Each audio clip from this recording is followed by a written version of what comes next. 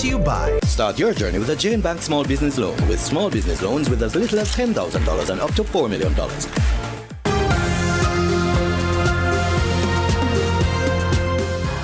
Good evening and welcome to the Business Day. I'm Andrea Chisholm.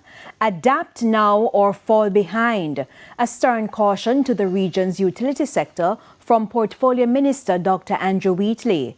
Caribbean regulators are also being urged to move faster, think smarter, and prepare for a future where climate shocks and rapid technological change collide. Sandy Williams reports.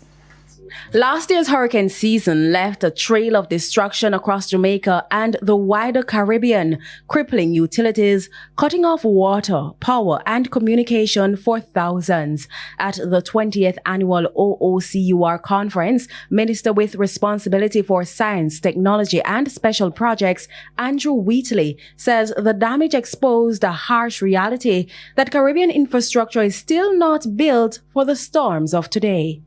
Caribbean utilities must not only restore services after storms, they must be financially and structurally built to withstand them in the first place. He points to Hurricane Melissa as a wake-up call, one that tested not just infrastructure, but the region's regulatory systems. While government relief efforts and oversight by the Office of the Utilities Regulation helped stabilize recovery, Mr. Wheatley says it also revealed serious limitations. We cannot, ladies and gentlemen, separate the question of regulatory frameworks from the question of climate preparedness. They are, for us as Caribbean nations, one and the same challenge. Now he's pushing for urgent reforms, calling for stronger rules around how utilities prepare, spend, and recover. That includes new approaches to tariff design, mandatory disaster reserve funds, and clear capital investment requirements, all aimed at making resilience not optional but enforceable. But climate threats are only one side of the challenge. Mr. Wheatley warns regulators must also confront another fast-moving force: technology. The most consequential regulatory failures of our time have not been failures of enforcement. They have been failures of anticipation.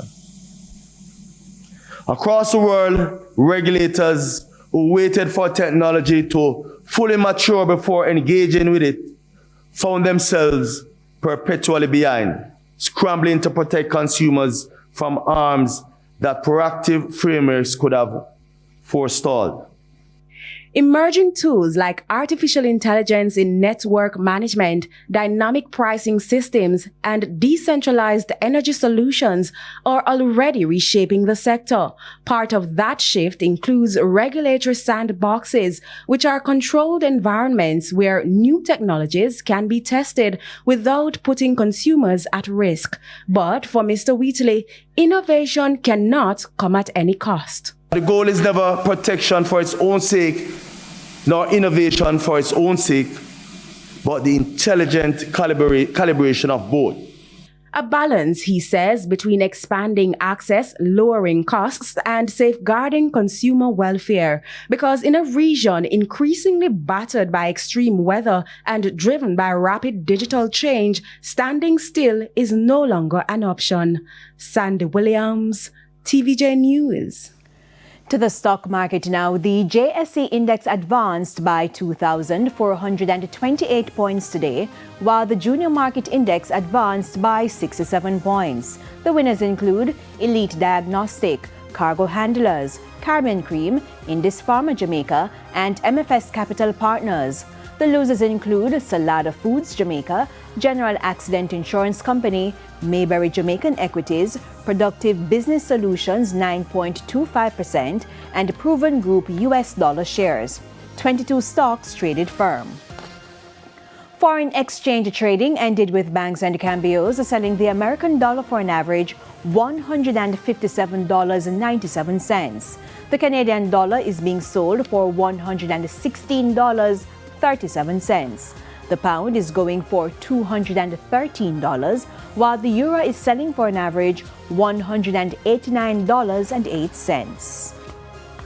And that's it for the Business Day. I'm Andrea Chisholm. Good evening.